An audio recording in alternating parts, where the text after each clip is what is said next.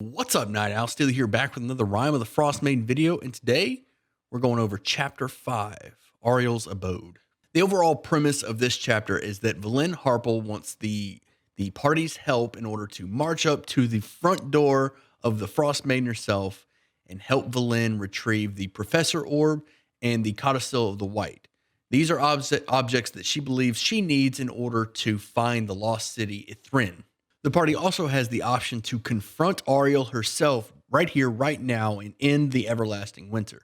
The reason the party even stands a chance against a deity is because she's, for one, a lesser deity, and she's using a majority of her power in order to keep the sun from rising over Icewind Dale. So she has this. So she's in an overall weakened state after she comes back from stopping the sun.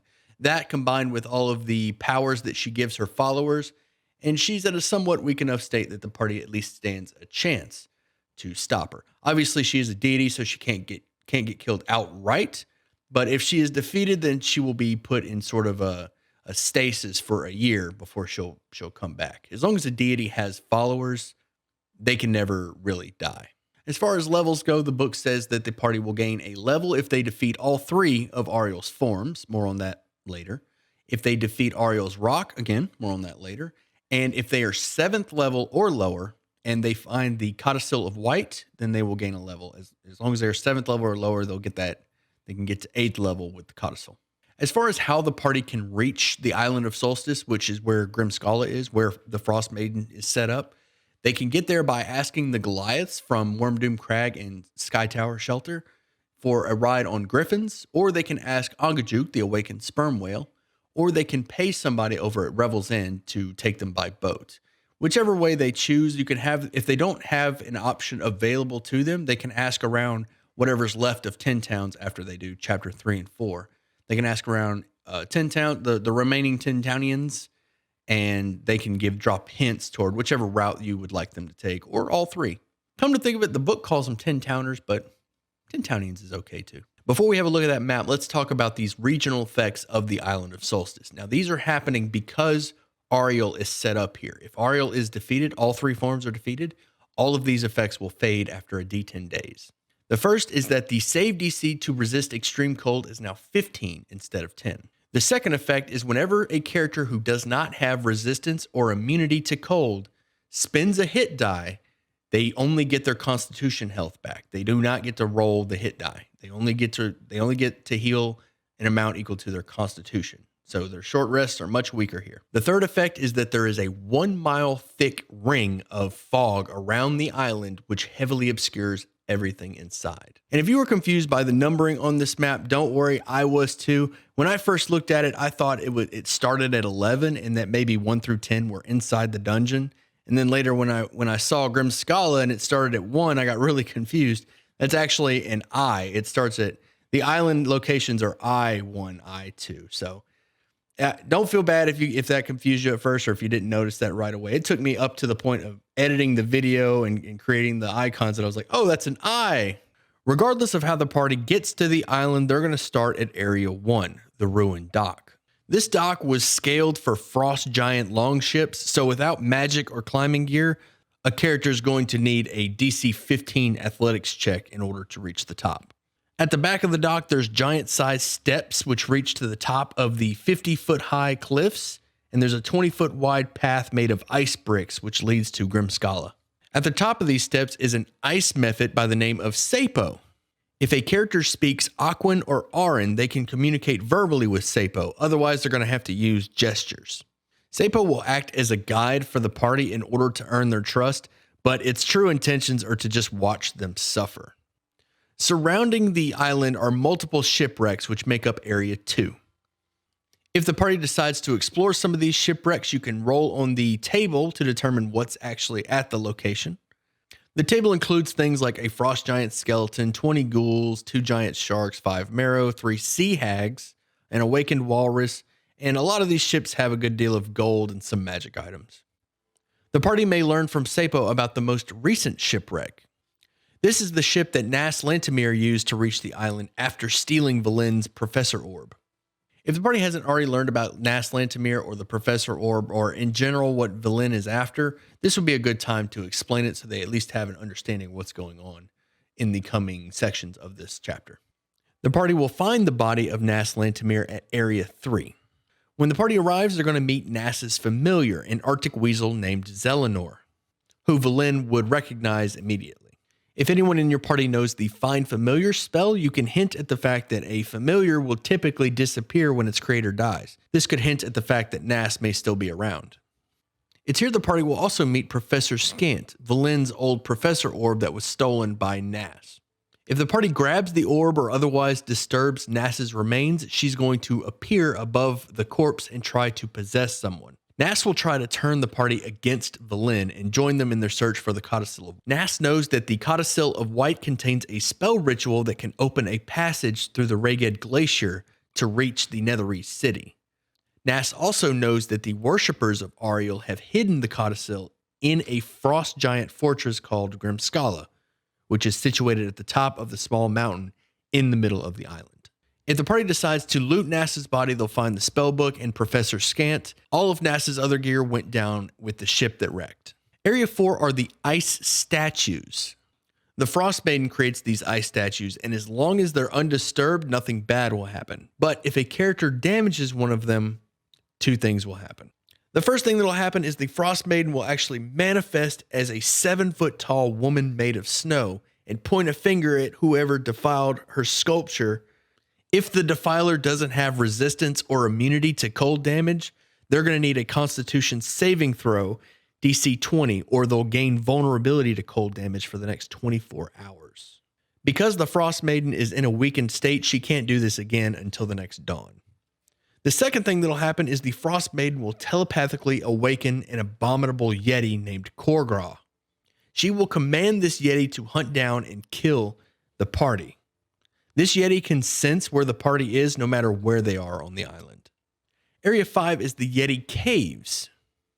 There are 7 caves here, each with a Yeti, and all 7 Yetis will attack at once when the party gets here. If all 7 Yetis are killed, their angry spirits will awaken the abominable Yeti as long as it's not already awake or hasn't been killed already. Area 6 is the Garden of Death. This area is a graveyard where the Frostmaiden will display creatures that have died on the island from extreme cold. Also in this area is an ice troll that made its way through one of the outer walls and comes here to chew on the corpses. The Frostmaiden isn't too concerned about this troll. She cares more about her ice statues than she does this graveyard. When the party is ready to enter Grimskala, they're going to be standing before a 600-foot tall mountain carved to resemble a gigantic skull wearing a crown. Grimskala was constructed for a frost giant queen named Vasaviken, but has since been claimed by the Frostmaiden as her new stronghold. Everything in this fortress is sized for giants, and that includes the furnishings, the passageways, and the dimensions of the rooms. All of the surfaces are made of smooth, opaque ice, and there's a 2-foot deep blanket of cold mist that creeps across the floors. The fortress is also not illuminated, so the party will need some kind of light source or dark vision. Area 1 is the entrance. The steps leading up to Grimskala end at a double door that has dragon skulls and bones embedded in them. Carved above the door in Dwarvish is the word Grimskala. Area 2 is the guard room, and in here there are giant weapons and armor, but none of which are salvageable. Area 3 is the frost giant warden. Here the party will meet Urtgard, a withered old frost giant. Because of his age, his walking speed is 20, he's deaf, he can't see farther than 20 feet, and he can't take reactions. The party's going to need to move at least 10 feet into the room before Urtgard will notice them, at which point he will grab his great axe and stumble to his feet and say, "Death, we meet at last." Urtgard has pledged his loyalty to the Frostmaiden, but he isn't much use to her, so he just sits here guarding the fortress. If he's knocked unconscious and then brought back and interrogated, he will offer some information to the party as long as they promise him an honorable, swift, and merciful death. If they agree, he will tell the party that every night the Frostmaiden leaves Grimskala on the back of Iskra, her rock, to cast a spell that holds the next day's sun at bay. Otherwise, she resides upstairs at the palace level. He will also tell the party that the Frostmaiden is sometimes attended by frost druids, none of which are here right now, And last time they visited, they left behind an intelligent giant walrus named Akuma, who is downstairs at the dungeon level. Also downstairs is the Codicil of White, which is sealed in a vault, and only those who pass the Frostmaiden's 4 tests, cruelty, endurance, isolation, and preservation, can open the vault. The small room behind Urtgard contains some coin and some treasure, as well as an alchemy jug. Over at Area 4 is the ruined kitchen. All of the storage racks along the walls in this room have already collapsed with time, and there's nothing of value here. Area 5 is the feast hall, and it's here the party will find the staircase that leads up to the palace level. Area 6 is where the party will find perched mephits. The 6 ice mephits here are non-hostile unless they are threatened, harmed, or commanded to attack by the Frostmaiden.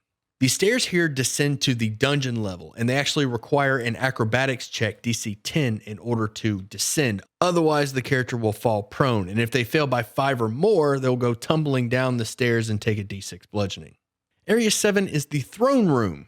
This throne belonged to Vasaviken, the frost giant queen who originally occupied Grimskala. The Frostmaiden has transformed 7 of the icicles that cling to the ceiling into creatures that resemble piercers. They use the piercer stat block, have immunity to cold damage, and they deal 3d6 piercing, 3d6 cold on a hit. Area 8 is the Queen's bedchamber. It's here that the party will face the Frostmaiden herself, and I'll go over how to run that in just a moment, but for now there's no treasure here because the Frostmaiden has no need for worldly possessions and keeps nothing of value in this room. Area 9 is the Crowned Rooftop. If Auril is not out casting her spell to stop the sun, then she is here at Grimskala, and so is Iskra, her rock, who is asleep in its nest. There is a great deal of treasure in the rock's nest, including a 150-pound silvery dragon egg that will hatch in 3d10 days. Area 10 is the Ice Rink. It's here the party will meet the awakened giant walrus Akuma. Akuma is supposed to be here guarding the rink, but it doesn't really have any interest in serving anyone or guarding anything, so it would rather just roll around on the ice and engage in light conversation with new arrivals. The party can befriend Akuma by giving it a fish or some other food, and Akuma will actually give information to anyone who makes friends with it. Akuma will tell the party that the tunnel to the north ends at the tomb of the Frost Giant Queen who died before the Frostmaiden took over the island, and that the tunnel to the south leads to a vault where the servants of the Frostmaiden store treasures. Akuma will also tell them that to enter that vault, they need to pass those 4 tests: cruelty, endurance, isolation, and preservation. Area 11 is the tomb entrance, and this door is flanked by bas-reliefs of 2 frost giants holding great axes. There's also some dwarvish runes carved on the surface of the door.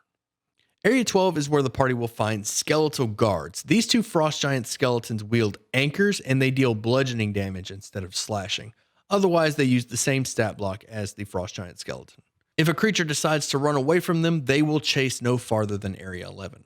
Area 13 is Vasaviken's tomb. In here, the party will find the frost giant queen encased in a solid block of ice carved to resemble a standing sarcophagus. On the ceiling is a carved representation of Thrym, the evil god of frost giants, which the party can identify with a DC 15 religion check.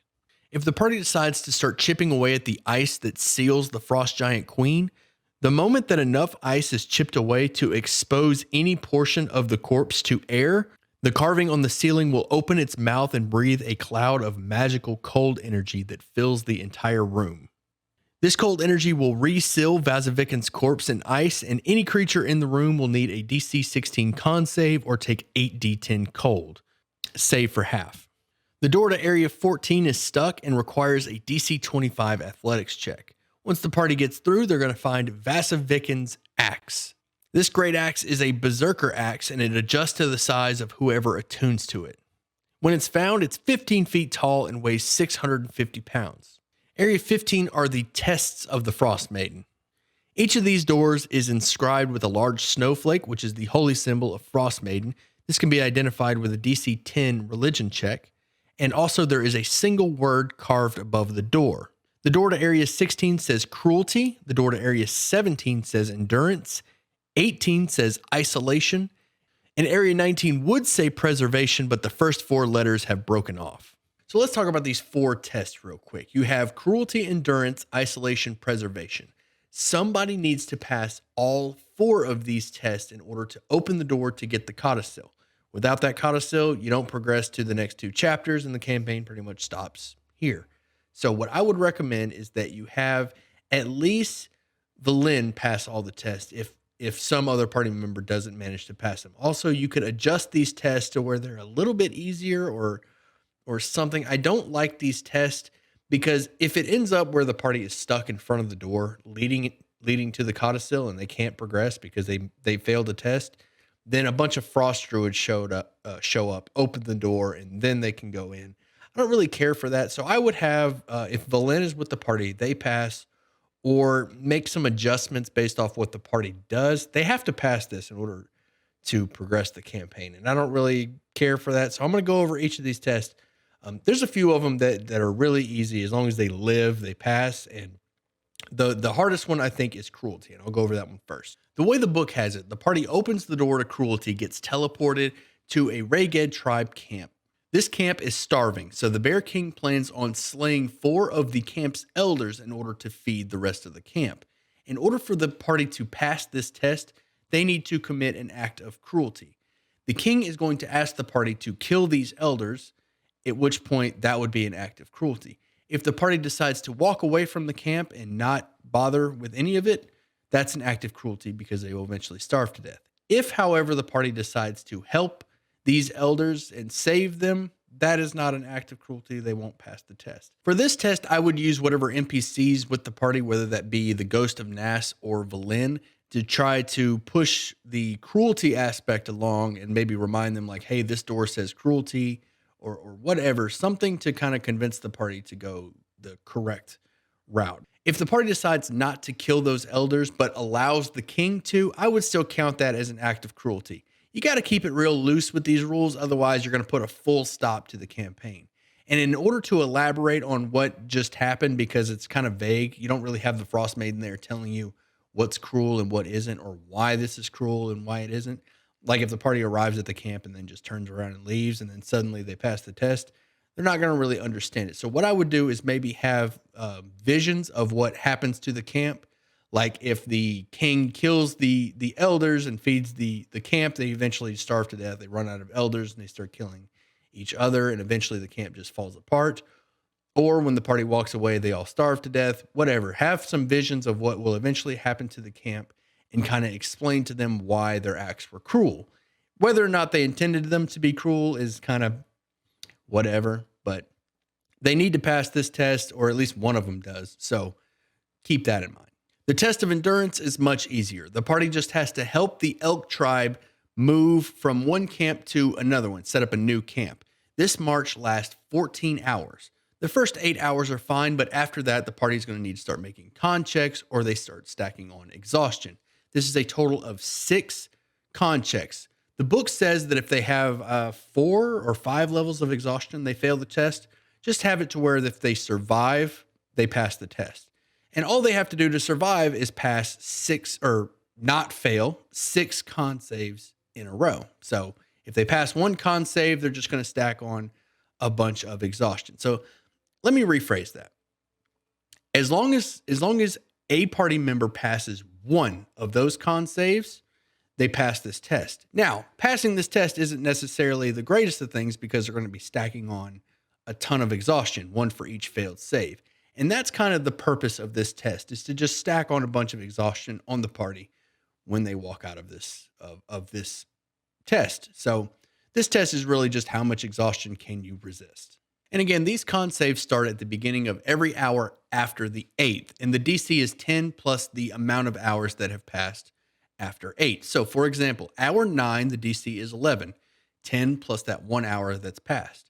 Hour 10 will be a DC 12, 10 plus the 2 hours that have passed, and so on. It'll go 11, 12, 13, 14, 15, 16.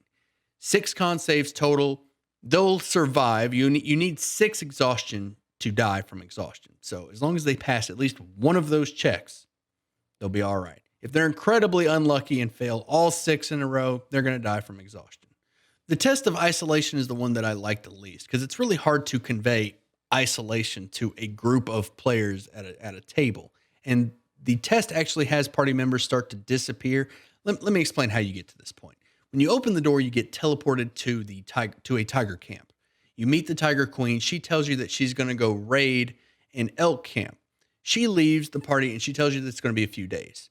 She leaves, and after 6 or 7 days, party members start disappearing, and she returns much later than originally anticipated. And party members start disappearing, and suddenly you're alone, and they're trying to convey isolation. And and this test you can't really fail, but you get madness. What I did, how I adjusted this test, is that the Tiger Queen tells the party that she's leaving. She's going to go raid the elk tribe. She leaves, and then you could just tell the party, okay, she left. What are you guys doing? They're probably going to say something along the lines of, or we're waiting. At which point I would recommend that you just say she doesn't come back. And like, that could just be the thing. She just never returns. And the party is just stuck in the wilderness. And if they start wandering around, they don't encounter any towns. They don't know where they're at. Maybe they're surrounded by a blizzard. They don't see anything. And just role play that. Just have the party role play just being completely lost, having no idea where they are, and just wandering around in the wilderness for an X amount of time. That's completely up to you. The goal here is to make the party just feel isolated, lost, and don't know what to do. And then the moment where it starts to become a problem outside of the game, like they start to have issues with it, then you can teleport them back, and then they'll learn that this was the isolation test, or they'll understand that the isolation test. But obviously you don't want to go too far, because then it starts not being fun. Again, what you want to do is the Tiger Queen leaves, and you want the party to realize that she's not coming back, and you want them to kind of start making decisions, and then start realizing that those decisions are dead ends. And then once they run out of options, teleport them out. Again, this is a really tricky test. It's hard to convey isolation to a group. And I think the best course of action is just have the Tiger Queen not come back. And then when the party starts being frustrated by what's going on, teleport them back and test complete. So also give them that level of madness when they return, just to really add salt on the wound. And the reason I like that direction more than the one the book gives is because the book has party members disappearing and then reappearing with no memory. And it's just really, it's messy. And I realized that my way wasn't much better. You're basically just waiting for the party to get frustrated. But if you come up with a better way of handling this isolation test, let me know. Otherwise, that's the route that I'm going to take. The book has its way. Let's move forward. The final test is the test of preservation. And it's here the party will get teleported to a wolf camp, at which point they'll find a small child with 3 hit points and an AC of 10. And the party has to protect this child from, first they have to protect them from vultures. Party fights some vultures, they fly off. And then the leader of the wolves shows up and wants to kill the boy, wants everybody in this camp gone. The camp has already been completely wiped out, minus this one little boy.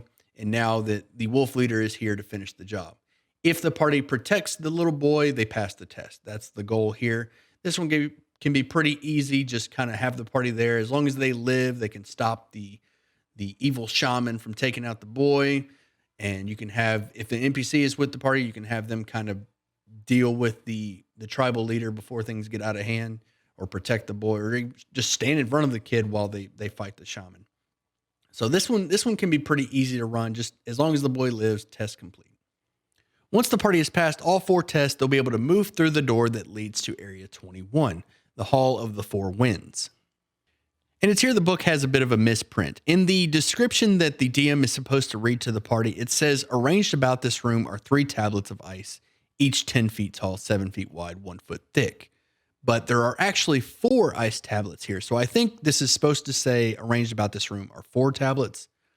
Let me know in the comments. I'm pretty sure this is a typo, because even the description below that block of tests says that there are 4 ice tablets, 1 for each of the tests: cruelty, endurance, isolation, preservation. So let me know in the comments. I'm pretty sure this is a typo, and we'll move forward with that. If the party decides to destroy one of these tablets, they're going to release a hostile invisible stalker for each tablet that they destroy. Area 22 is the Chamber of the Codicil. In here is a lectern with the Codicil of the White resting on it. If Valen is with the party, she can't wait to claim the book. And if one of the party members is possessed by Nas, the ghost is laid to rest as soon as the host picks up the book. Inside the Codicil is the Rime of the Frostmaiden, which is an incantation that can be used to reach the lost city of Ithrin under the Reged Glacier. All the party needs is the poem or a transcription of it. They don't actually need the book. The last area is Area 23, and this one can be pretty interesting. If a character has the Midwinter Child's Secret or they passed all of the Frostmaiden's test, then they can enter this room and they have the opportunity to receive the Frostmaiden's Blessing. The Frostmaiden will actually say to the character, "Will you court death to receive my blessing?" And if the character agrees, then they can make a DC 21 Constitution saving throw. If they pass, then they will get the blessing of the Frostmaiden. If they fail, then they will be petrified, and instead of stone, they turn to ice. Approach this encounter in the way that you think is best, but keep in mind this is a single die roll that is incredibly difficult to pass, DC 21 Constitution, and they save or die. But the rewards is they get immunity to cold damage and they can cast a Cone of Cold once a day. It's really good blessing. Very high risk, high reward. So approach this however you think your party would handle it, or whatever specific character, however they would handle it. You give this one some thought because this is a save or die, very difficult DC, but high risk, high reward. Now for the Frostmaiden and how to run this encounter. To start with, the book gives you some suggestions on how to roleplay Auril. For one, she's a deity. She cannot die as long as she has mortal followers. So she is cruel, she shows no mercy, no compassion, and she has no reason to give in to any mortal demands. The second suggestion is hilarious, and it says that Auril will speak only when necessary. The more she speaks, the more chance you have of unintentionally demystifying this deity. So keep your mouth shut or you're going to screw it up, is what the book is telling you. The third suggestion is that lesser gods in D&D are extremely powerful and extremely arrogant, and she will treat this combat like she is invincible, constantly underestimating her mortal enemies even in this weakened state. Now, as far as this combat goes, let's talk about those lair actions. On initiative count 20, which it loses all ties, initiative count 20, she gets to use one of her lair actions. As long as she's conscious and is able to take actions, she gets her lair action. Also not surprised. She gets to use a lair action of which she has 3. The first lair action is that she knows the health and the location of every creature on the island, how many exhaustion levels they have, how much damage they've taken, and what conditions they have. The first lair action is essentially Auril gets the metagame, and she just knows everyone's character sheet immediately. Her second lair action is she gets to teleport anywhere on the island. And again, this is initiative count 20. These go off on top of her regular turn. So initiative count 20, she'll either metagame or she'll use her teleport. What I would recommend as soon as the fight starts, initiative count 20, she's going to teleport to area 9 and recruit her rock, Iskra. Her third layer action is that she gets to telepathically communicate with any amount of creatures on the island, and she can maintain this as concentration of a spell. Now let's talk about Auril's forms. She has 3 forms that she will cycle through, each with their own stat block. Once the first form is dropped to 0, then she will move to the second. Once that one is dropped to 0, she will move to the third form. And once that form is dropped to 0, she will die. In her first form, Auril appears as a hunched 7-foot-tall biped with the head of a snowy owl, black talons, cloven hooves, and grayish-white wolf fur covering her body. She also has a pair of goat horns coming out of her head, because why not? The first thing to note about this form is those legendary resistances. Those are use or lose resistances. If she drops to 0 in this form, she's going to take on the second form, and those legendary resistances are gone. So she's going to want to spend those while she's in this form before she moves on to the second form. This form also has magic resistance, so she's going to have an advantage on saving throws against all those pesky spells. And speaking of pesky spells, she is immune to Charmed, Exhaustion, Frightened, Paralyzed, Petrified, Poison, and Stunned. She also has True Sight 120 feet, which means she sees through invisibility all of the illusions, and she can also see the true form of any shape changers around her. She is vulnerable to radiant damage, and she is immune to cold and poison. Auril has 3 legendary actions, which she will always spend on her talons and her touch of frost. She has no reason to spend her legendary actions on teleporting because her lair action allows her to teleport. She also has access to Misty Step at will. Now, as far as her spellcasting goes, she has no reason to use Control Weather or Detect Thoughts, so she's probably going to drop Ice Storm on clumped up groups of party members. Remember, she is immune to cold damage, but not to the bludgeoning damage. In this form, her strategy will be to stay in melee range of as many party members as possible, so she can spend her legendary actions to do Touch of Frost and Talons. Her action will be spent on either Talons or Touch of Frost Chromatic Orb, whichever makes the most sense. Remember, her Chromatic Orb is doing cold damage, so if they have cold resistance or immunity, she won't use it on them. Also, she's going to be firing these at disadvantage because she's going to be in melee range, or at least try to be. If no one is in melee range, she will absolutely start firing Chromatic Orbs at party members.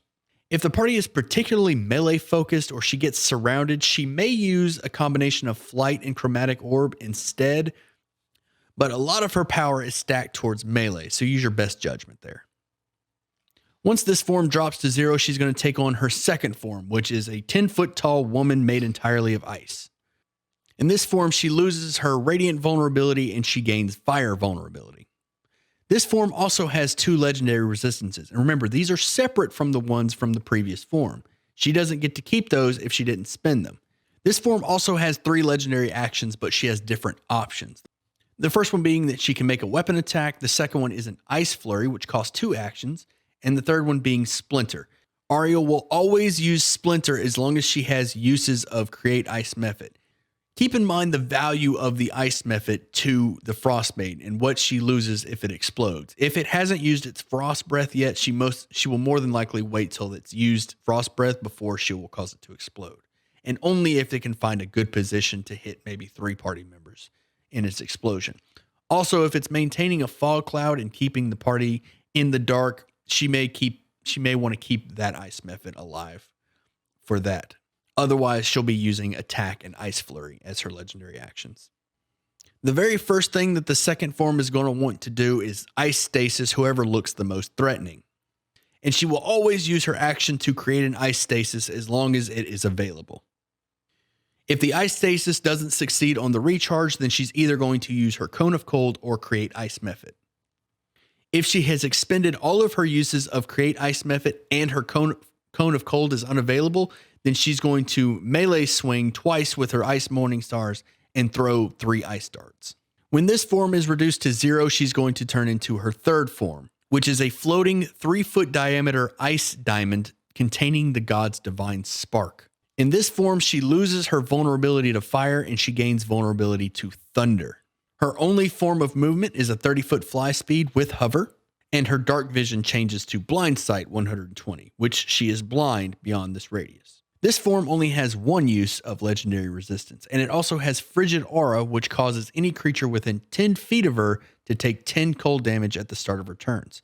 No save, no way to avoid this as long as they're in the aura. This form also has 3 legendary actions, but her options are different in this one as well. She has Polar Ray, Intensify Aura, and Blinding Gleam. The goal in this form is to maintain her Blizzard Veil and the Blinding Gleam to make sure all of the party is blind while they're fighting her. From there, it's a combination of her Frigid Aura and the Polar Ray spam until she is dropped to 0 hit points. If the party manages to defeat the Rock or the Frostmaiden, or both, then the sun will start to rise again over Icewind Dale. Either way, it's going to be a long time before the Frostmaiden ever bothers Icewind Dale again, because if she's killed, she's not going to come back until the next winter solstice, and even then she's going to have to go find a new rock to raise as a hatchling. So it'll be a while before she's a problem for Icewind Dale again. And that's it for Chapter 5. I hope you enjoyed the video. And if you did, you know how YouTube works. Hit those buttons, leave a comment down below. Let me know what you want to see covered next. And if you want to be a part of this D&D community, make sure you join the Discord. Link in the description. Come by, ask questions, let me know what you think. And as always, I'll see you at sundown.